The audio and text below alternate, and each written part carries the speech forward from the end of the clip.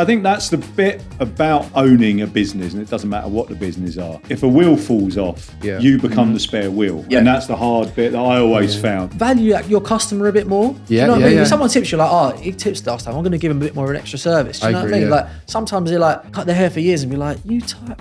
Do you know what I mean? Yeah. I was just thinking about my best tip was actually back in 2017.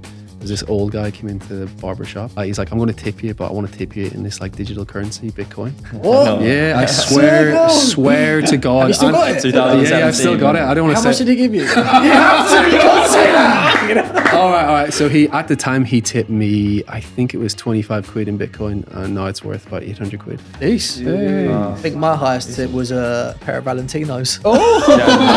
Nice. Hi, welcome to the Noble Barber Podcast. I'm Anthony Laban, and we'll be talking to various people in the industry who've made it and their journey and how they got here. Talking honest, cutting through the crap, and making sure your story and their story is heard to help your business and hopefully mine. If you haven't already, please hit the subscribe button, and I hope you enjoy this episode. Welcome to the Noble Barber. We're back here for part 2, the same panel here, some more topics, and I think we should jump straight in. We've just been chatting briefly about staff and teams and hiring and dealing with staff, but we got on to tipping quite quickly there. How do you guys deal with tips? How does tips work in your place? So I get a bit shy about it. We've just added the gratuity onto the card. I've always got a little pot there that people give you cash tips, but the gratuity, me personally, because I've got a lot of regular clients and they've never seen it there, I always just get rid of that quickly and hide it. But all the other barbers, they're like, just please follow the steps. And even the new barbers are cleaning up from just having that on there. But because I feel like my clients are regulars and I charged, a couple of quid extra, I shouldn't do it. Yeah. But where they're doing it, I'm seeing what they're taking home at the end of the month. I'm like, cool, you know what?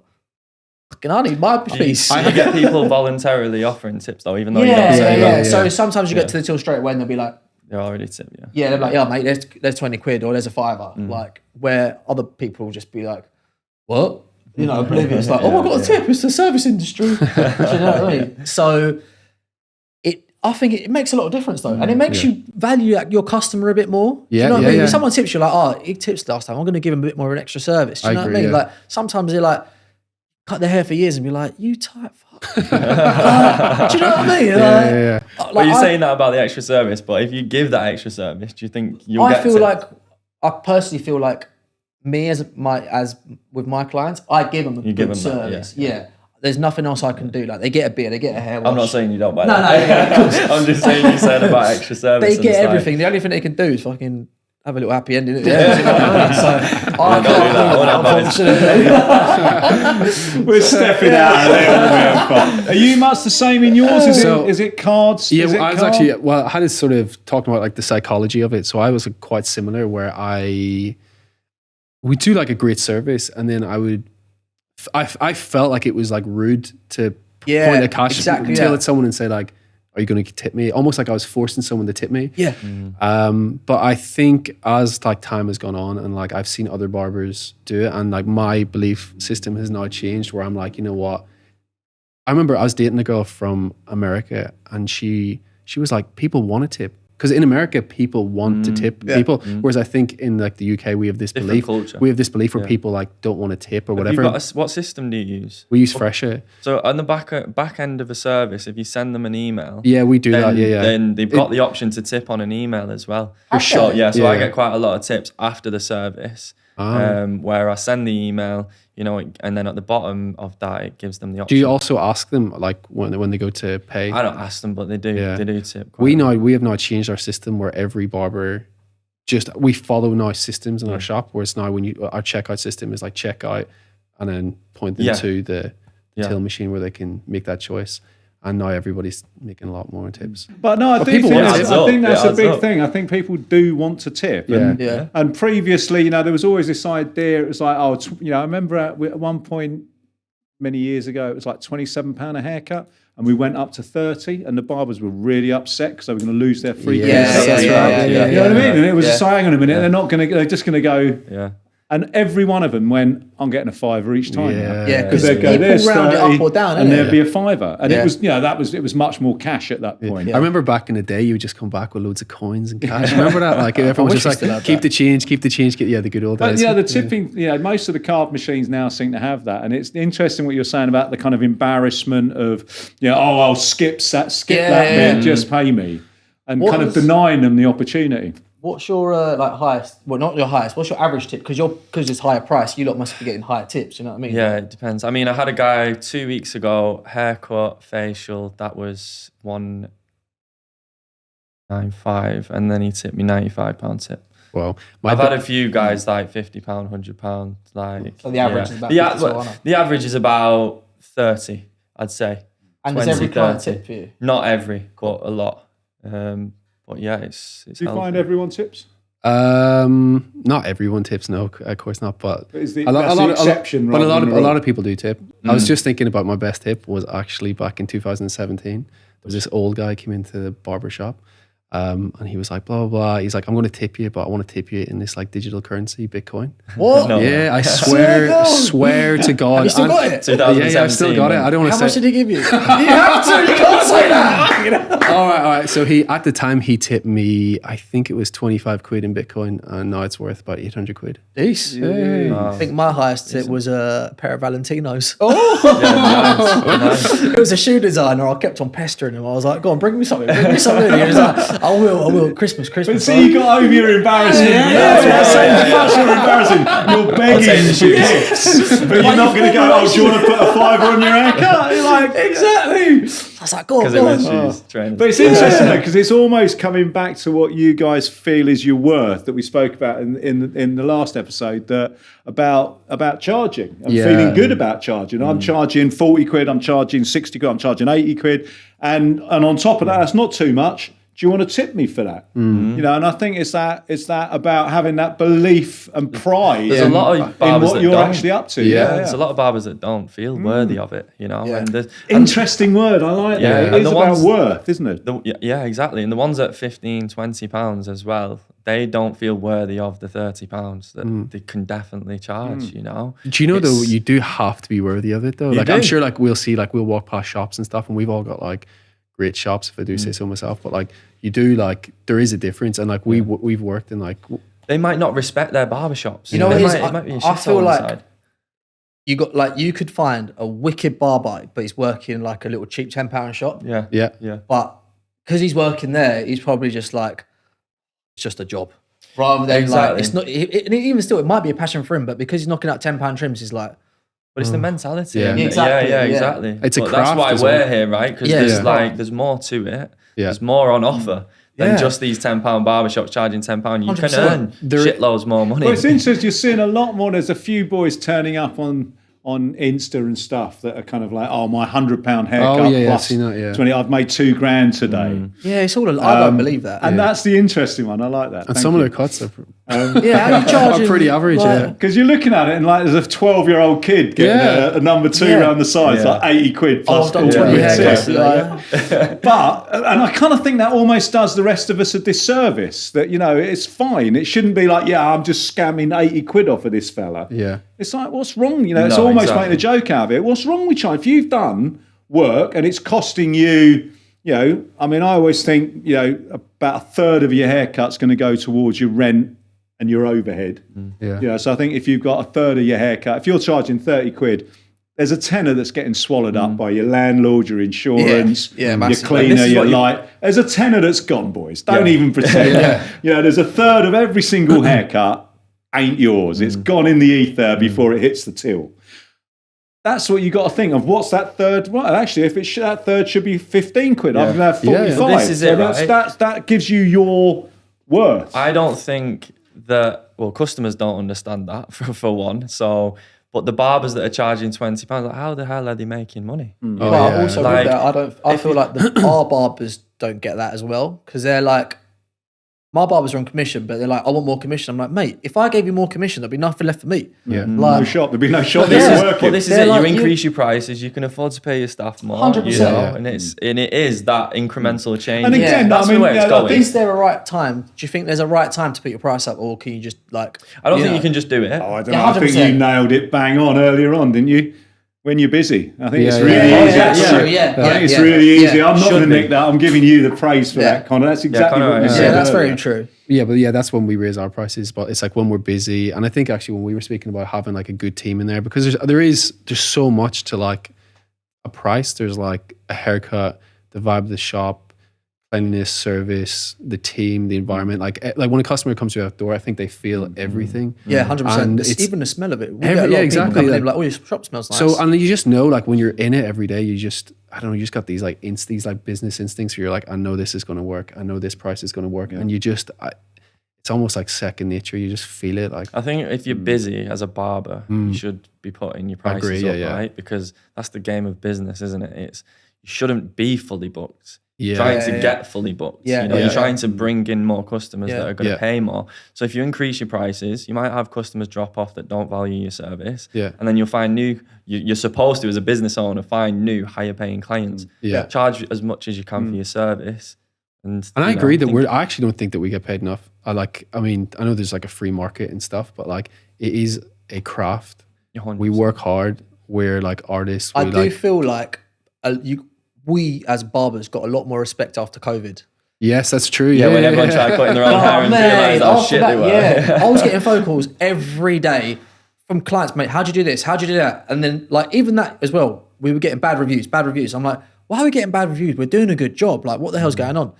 So after COVID, we haven't had one bad review. And I'm like, you've actually realised it's not just pick up a pair of scissors or a clipper and just go like that and like that. You actually have to put your, Did your prices increase after COVID? Yeah. Did you adjust to that? Like, so we were, I don't even remember. I think we were 27. Yeah. And then we went up to 34 and I put mine up to 37. And now it's just, we haven't changed it since then. So to be fair, it's been how long have you not changed it for?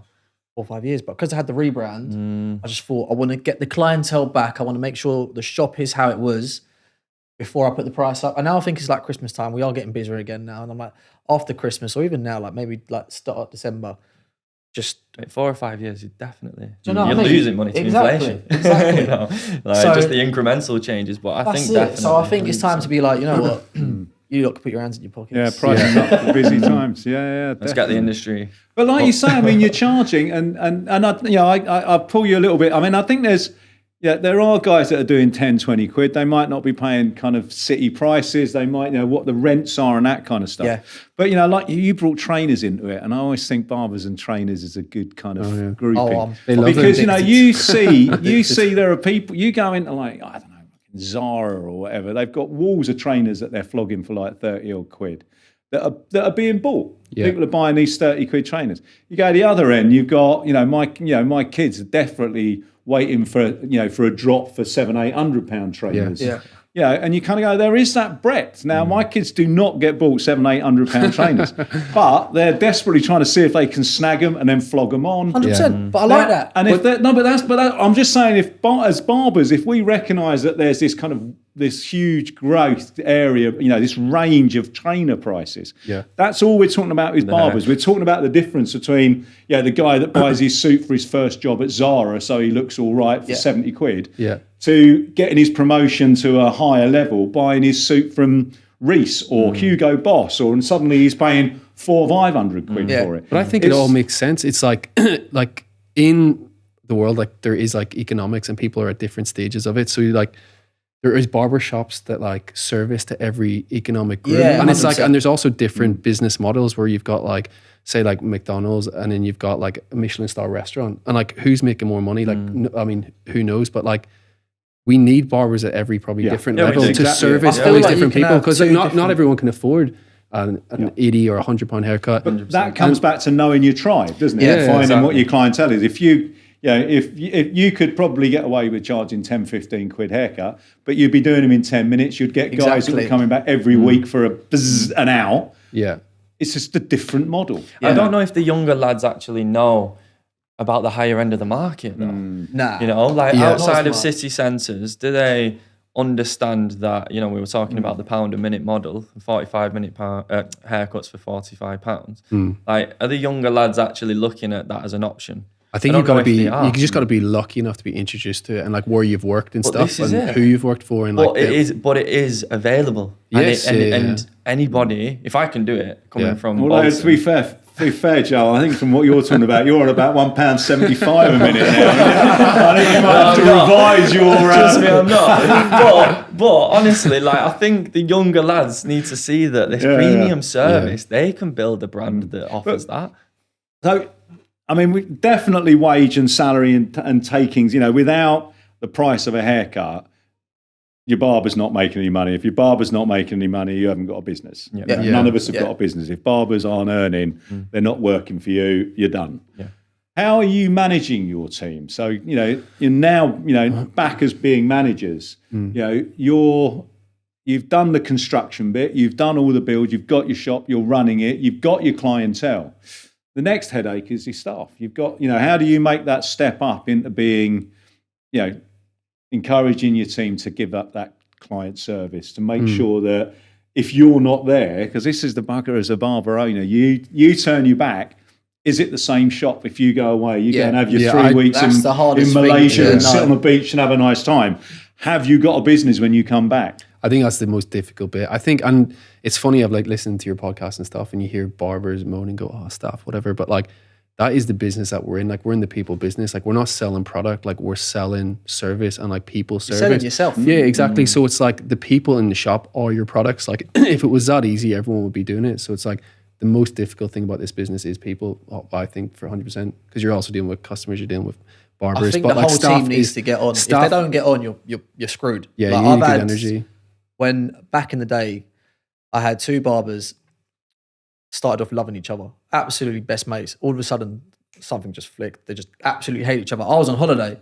I had my client ring me and was like, "Oh my God, I don't know what's happening in your shop, but two of your barbers nearly in fisticuffs." I was like, "What do you mean?" And it was like they're both shouting at each other, arguing like in front of a full shop. It's not a good look. I was like, "Fuck's sake!" Obviously, rang the shop and they're like, "It's all calmed down." I'm like, "Boys, like, you're in a service. Like, what are you lot doing? Like, you know that's my shop. You lot know to react better than what you're doing. Yeah. You need to change that." Luckily, they're both gone now. But, you know, it's like, if your team's not happy, then it's going to fall downhill. Because if your team's happy and everyone's getting on, everyone's happy and, you know, vibing, it can't go down because you notice it with your clients. Everything's going up and up. Or with us especially, I feel like when we talk as a shop, all four chairs are talking together. It's not, I'm talking to my barber, you're talking to your... Sorry, I'm talking to my staff, you're talking to your staff. We've got the whole shop bantering between each other. And I feel like if there's one person who's doesn't feel comfortable and is in that mix, then he's not really right for that shop, number one. But also, number two, you need to either build up his confidence to get him involved, or he's got to go. Like, but how are you doing that though? Because I mean, you can't just rely on it all on a roll of a dice. You get a guy and he comes in, does a nice haircut. He seems like a nice fella. You must be doing something to. I think it's hiring. I think you've got to hire correctly. And like, I find like when we interview people, like within honestly 5 minutes, I'm like, I can tell. Yeah, I feel like I'm the same. If I know, you can kind of like fit the vibe. Like, I've had someone come in and do a trial last week, and like, I don't know, it's just something in my gut was like, he's just not fitting in. Yeah. Like, normally, like, I look at each other as just a big family, a big fucked up family. Like, everyone gets you hate each other, but you love each other. Do you know what I mean? Like, 1 minute I hate you, next minute I love you. Everyone says we're like, are you two like a married couple? Like, one of my barbers in it. It's like, do you know what I mean? Like, you sound like you're out on a hen do, He's like, because I've known him forever. I hate him, but I love him. Yeah. And he is a good barber. And like, but it's because I've known him from being a friend. I'm like. But do you do that? Do you cross over that though? Do you have to kind of make yourself back into a manager, take him out for a coffee, 100%. Have a little chat? Listen, you know, you're not really looking after that one that way. You look like you're having a bit of an off week. What's going on? Yeah. Do you have to do the kind of nurture? Yeah. I think like one of the mistakes, I don't know if you made this, but one of the mistakes I made when I first got in the business was like, not having that boundary between like friend and that is hard boss, because like you have to have like some level of respect and like not overstep that boundary. So there's times where I feel like I'm mates with everybody and I'm cool with everyone and I'm there for everyone, but I know that I have to like take my I feel like because everyone's kind of like our age group, it's hard to be a full-time boss. Yeah. Because, I want to like mess around. I want to get in a banter involved and stuff. But then sometimes you'll be like, oh shit, I better not say this. I better not say that, because I am a boss, not just a team member. I know I'm being a bit quiet here, but it's just because I've got staff, but it's a different model, right? Yours is different. Yours is like, you and me, let's go down the pub kind of thing, rather than... But it's based on trust. I've got someone working with me, and it's when he's there, I'm not there. When I'm there, he's not there. Yeah. And for me, that's even more difficult because I can't, I can't oversee it. But it's that trust element. I know where he's come from. I've vetted him before, and he's a great lad. And, we're talking about the coffees, and there's certain things that when things are not as they should be, or we sit down, we have a chat, we have a coffee. A cheap Christmas party. You say that. You don't know how much you have. And it's a good one. Well, I think that's exactly it, though. There is that point, you said it, and it's a really interesting little remark that you kind of go, I have to remember I'm the boss. I have to... Yeah. And it's almost a little bit like, oh shit, hang on, I'll put my suit back, my boss bit back on. Does it feel like that? Do you feel like you're kind of a bit schizophrenic, jumping between two personalities? It is quite hard, I think so. Because like, I can go to the pub and be like, right boys, look, it's home time now because we've got work tomorrow. Do you know what I mean? Where like them lot want to be like, let's get shots. So I'm like, no, I always feel like in my head, I'm like the more responsible one. Even though I do sometimes I'll be like, right boys, we're going home.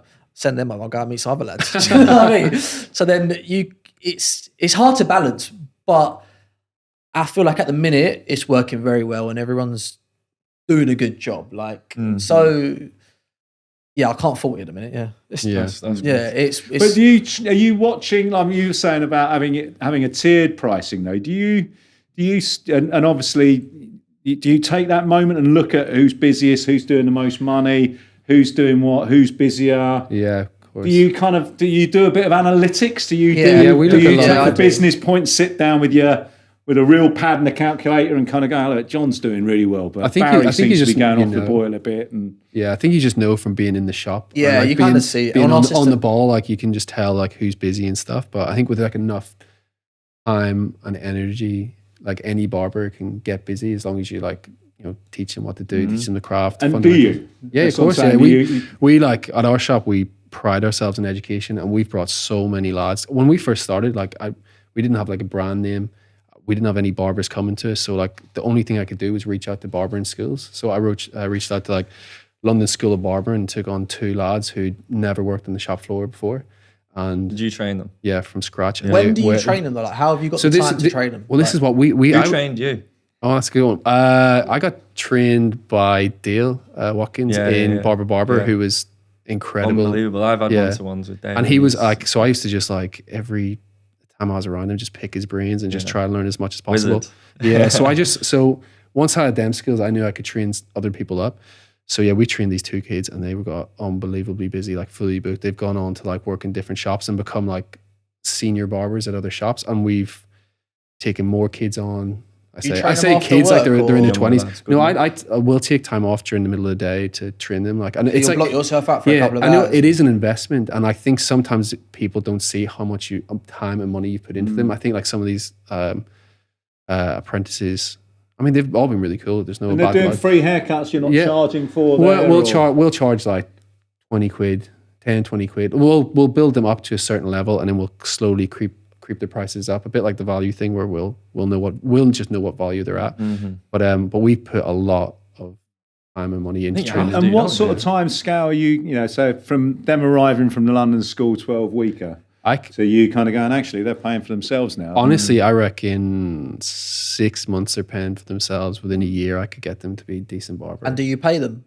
Yeah, of course. We pay them good wage. We actually lose money on people when they first start. I was going to say, everyone's losing money. So like they'll come on board, and I know that it's an investment. And one of the things we're looking into at the moment is, do we put contracts to these people? I know like Tony and Guy would contract Have you had people leave after training? No, to be honest, like most of them stay with us, so that's never been really been an issue. But it's self-employed, they can just leave. Yeah, of course they could. Yeah, it's like the right. But it's just like as I was saying, as we moved to, as our business is like, it started from sort of like a grassroots, like loads of mates, like business, and it's slowly. Well, it's not slowly, it's actually rapidly growing, but it's grown into this like sort of like systems-led business. And it's like with these system-led business, you have to think like, right, do we have contracts? Do we do this? But like we're investing so much money into these people, but no, like, you know, touch wood, it's all gone well. They've stuck with us, and it's been good. But man, I think you have to. And you done?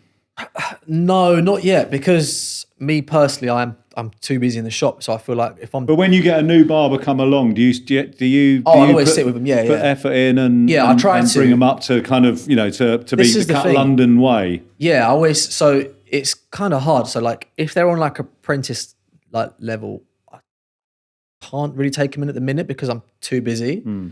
Where that's why I need to put my price up, because then I've got more time. Not hopefully, but then I'll have more time to hopefully be a bit more free and flexible to train them. Where I know the other barbers will be like, I don't really want to do that because you know it's time out of my day, and I'm not going to be doing haircuts. So you know I want to get paid for it if I'm doing it. Yeah, I agree. And do you know what's interesting that you say that? So I've worked in like a day rate shop, which was I think, and then I've worked in commission shops.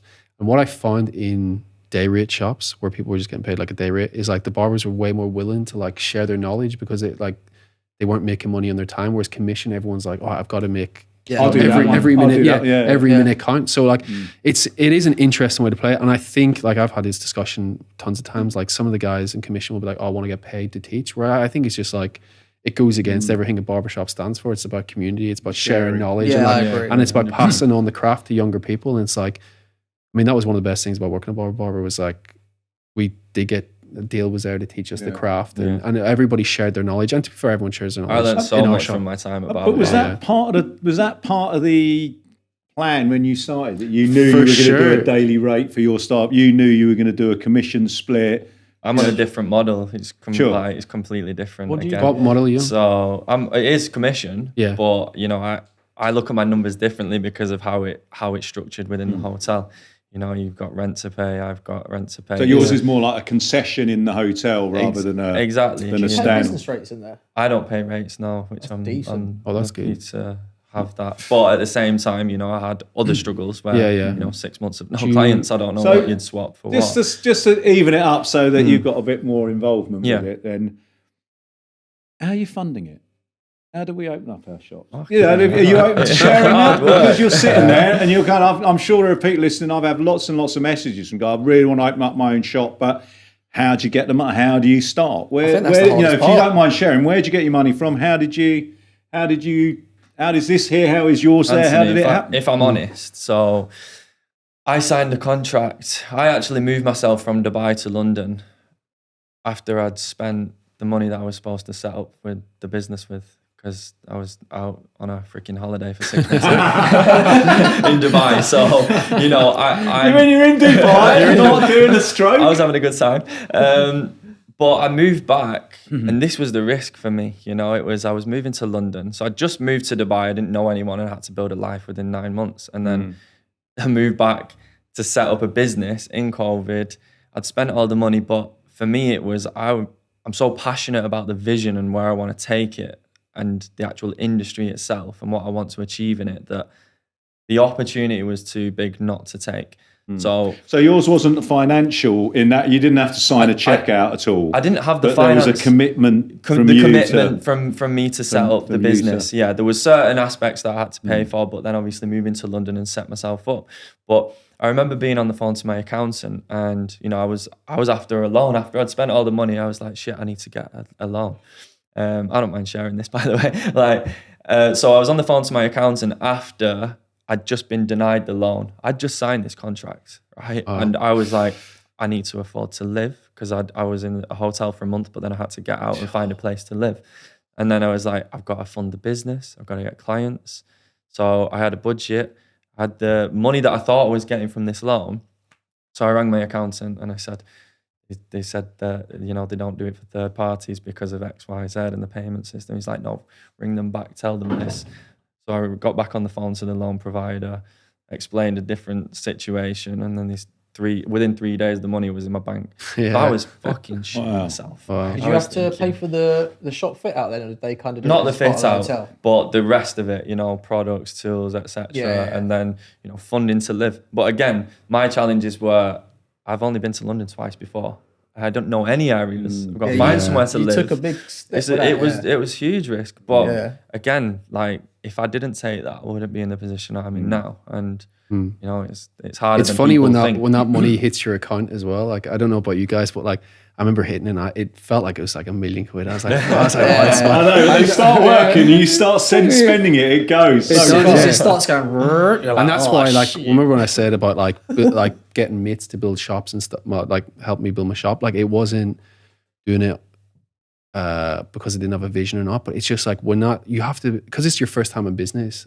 That money feels like it's like so really? Much, and you're so careful about about every single penny that you spend, because you're like, this can't go wrong, because it's all of our livelihoods at the end of the day. And we've got a shop and you got no money left. And we got nothing to fall back on. Like I don't come from a lot of money. Like I ain't got like rich parents going to bail me out. Like if this doesn't work, no, I started as well. I'm done. So everything. So it was all a loan. You got a loan. Luckily, my mum. I've invested a lot of money into this shop because I bought into a franchise. Mine, technically, when we first took over the franchise, they wanted.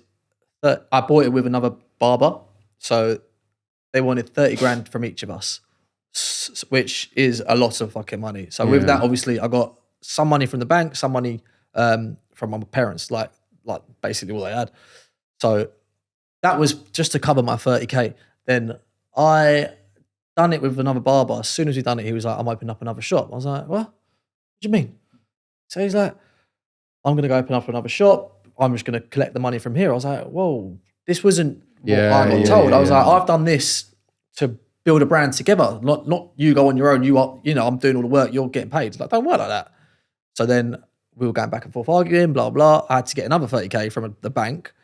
So that's 60k that I had to fucking withdraw, which I didn't have. Yeah. That was scary, fucking basically going to rock bottom, having no money.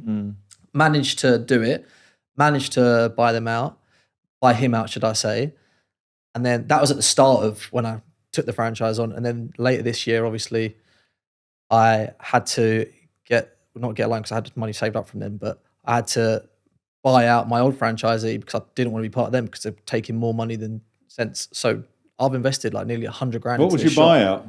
How much did it cost you to get out? You know what? It was actually fucking good because I had a good lawyer. So it was 20k. But if you knew what, I'll say off camera. Well, you've done 80 grand to own and not own a franchise. Own, not own, shop refit. Yeah, it cost me over 100 grand. But off camera, I'd tell you how much I was fucking giving them. You'd be like, burn their shops down. But as of kind of, obviously, just to kind of clarify, I know we're all talking about new, but obviously, Marcus, you've been here for 10 years, but as Cut London, as a standalone, this is your first year. Yeah.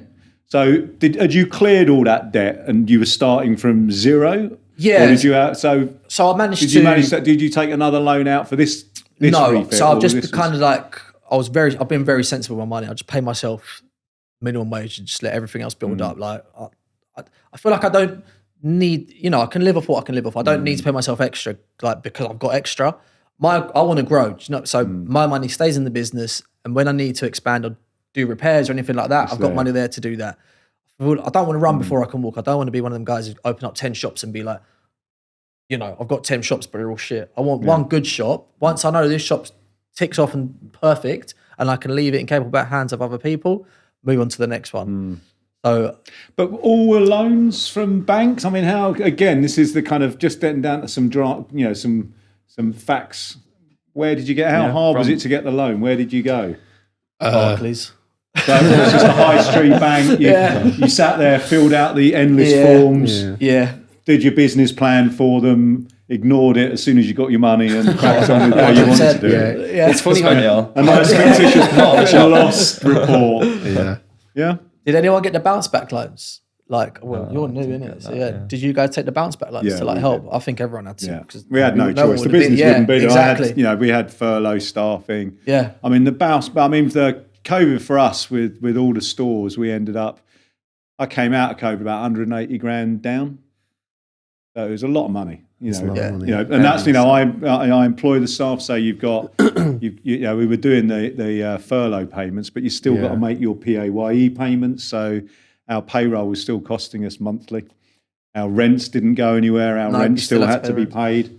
And annoyingly, the way they ran it, we were closed, and I obviously had a VAT bill, and then they opened us back up for a little bit. So we ran up some VAT, and then they closed us again, and I still had a VAT bill. So it got very, very messy. Yeah, did your landlord do anything to help out?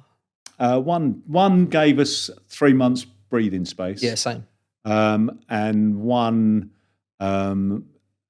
let us roll it over for 3 months, but it still all had to be paid. Yeah, it all had to be paid, and then we ended up with a rent increase straight afterwards to level it out. I mean, and I think that's the bit about owning a business, and it doesn't matter what the business are.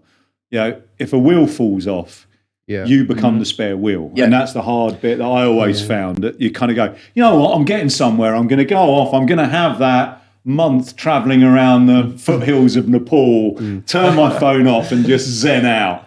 And then, 3 weeks beforehand, someone leaves, a pipe goes. And I think that's the bit that, who guessed COVID? I mean, it's the unknown. We opened up our barber shop.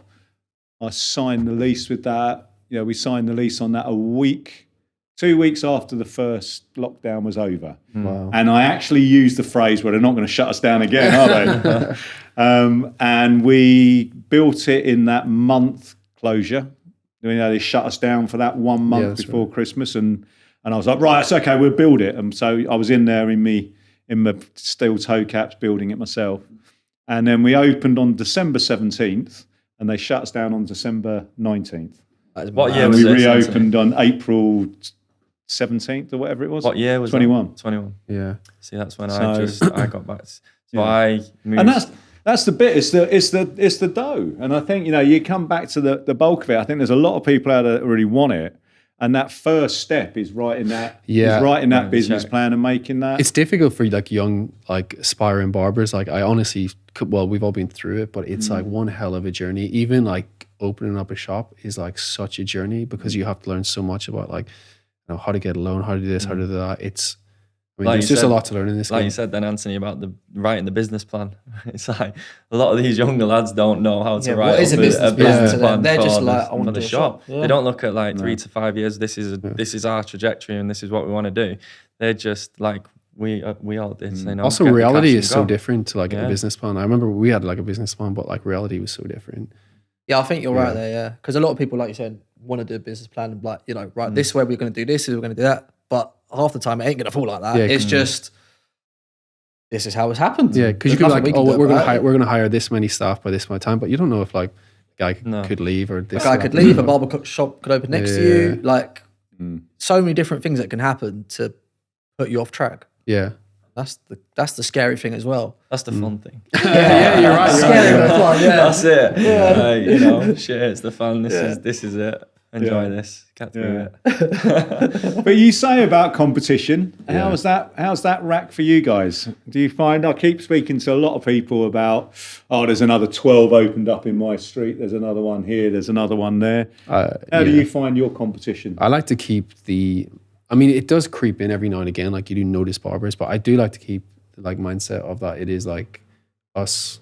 There is the only competition is us, and it's about how hard we work and stuff. And if we just focus on our shop, do the best that we can possibly do, then that's all you can do. Really, that's all you got to worry about is yourself. Yeah, and I think it's different for me. I've outpriced the market in let's say Leicester Square, but if the hotel that we're operating in was in Mayfair, then I would be in competition with price point. So I attract the higher paying clients within the area around Soho and Covent Garden, etc. A few from Mayfair as well.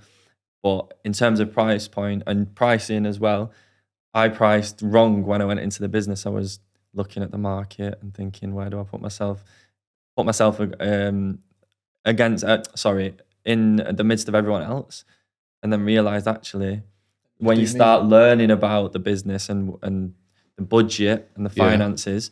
So actually, I need to be charging this to make this a successful business. I can't charge what he's charging down the road, So different models, different challenges, right? Yeah.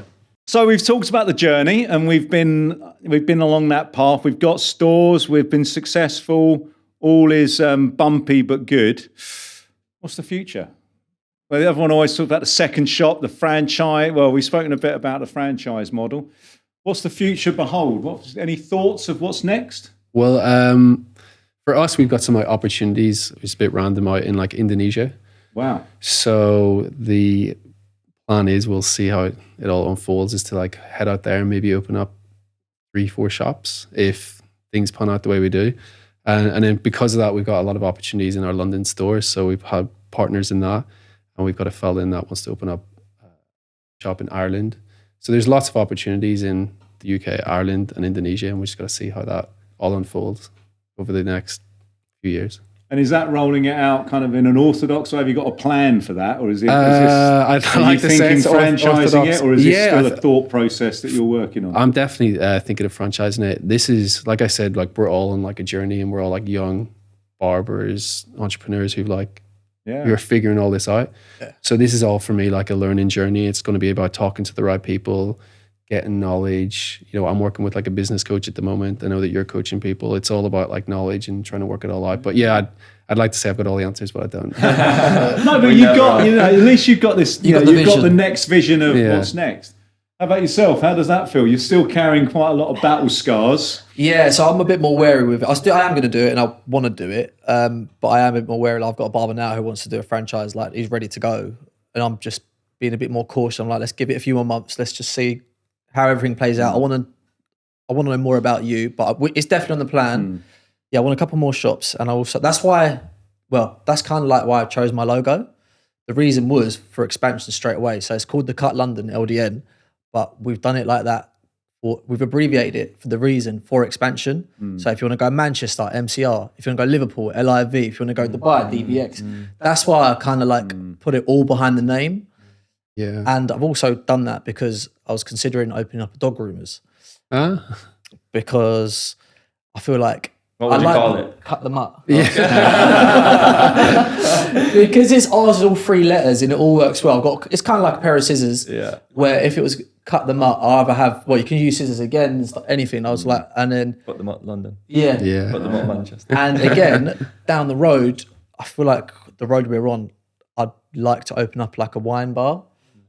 So it will be called like the Wine Hub, and like have a bottle of wine, a glass of wine there. So I think, wine and tapas. You're pointing that way, mate. I know the shop next door's just got empty. Is that about to become a dog groomer? No, unfortunately not. I would have loved to have taken that on, but apparently the landlord's not the nicest. So, shame. So yeah, I want to get a few more shops, but there's other things in the plan as well. But yeah, I think. I suppose in reality, the Cut London's barely a year old yet. Yeah, exactly. So I thought, let's get on our feet with this one first before we start looking to expand. Obviously, if we go deep down, it's been here for 10 years, called just a different name. But yeah, I think get this shop on its feet. And I've had opportunities, like loads of my clients have been like, listen, if you ever like want any help or anything, like you want us to invest, I'm happy to do it. Like, it's quite a wealthy area. So a lot of my clients have said to me, I'm happy to invest in you if they want me to do it. They want me to bite their hand off. But I'm a bit more cautious because I've had all the shit that's happened in the past. I'm a bit more like, I want to do it on my own 2 feet. I'm proud of myself. Do you know what I mean? But I want to make sure I'm capable of doing everything first, and then everyone else can invest. Because I don't want it to fail. I know it's not going to fail. Like, we're good. I think we're great. So. It's upwards. And how about yourself? I'm quite the risk taker, and I'm positive about the future for the industry. But myself, I want to build my brand in the high-end male grooming market, products, fragrance, more salons, and help others.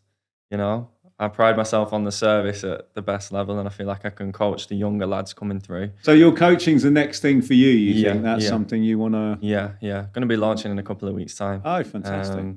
Which is taking barbershop owners, we're talking about the value aspects, and people that are stuck charging £20, we can get them to 30. I've already proven it with a couple of lads before I've launched, just to make sure it is. Wow. But then there's more courses about the business side of things where, we weren't taught that. No. The lads that are coming through weren't taught that. And is this going to be an online platform? Online, but like 1-to-1 with me to start with, and then what's it called?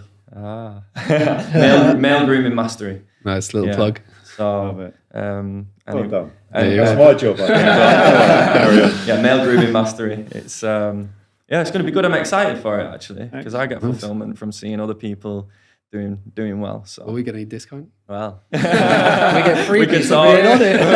We can talk after. Mate, you do love a freebie, don't you? I want to see your prices go up and you get a bit ballsy about your tipping now. That's it. You're not shy about a freebie, are you? I feel like all our clients, everyone does something for a reason. Like, you know when you said all like you pay for Google Ads and stuff, I give a client a free haircut and he sorts out all my SEO stuff. This is why it's good being a barber because you know so many people. You know everyone. Like, You're in the middle of the network, but you're in the middle of the network, aren't you? That's exactly. it. You're the heart of the matrix. Yeah. That's what I love it. Well, I love that you guys are still looking at other things. I do like that enthusiasm because now, in the nicest possible way, you not only have you got some skin in the game now, you've got something you're gambling on something now. You've got businesses that you've worked really hard for, and been through the wars, done your thing.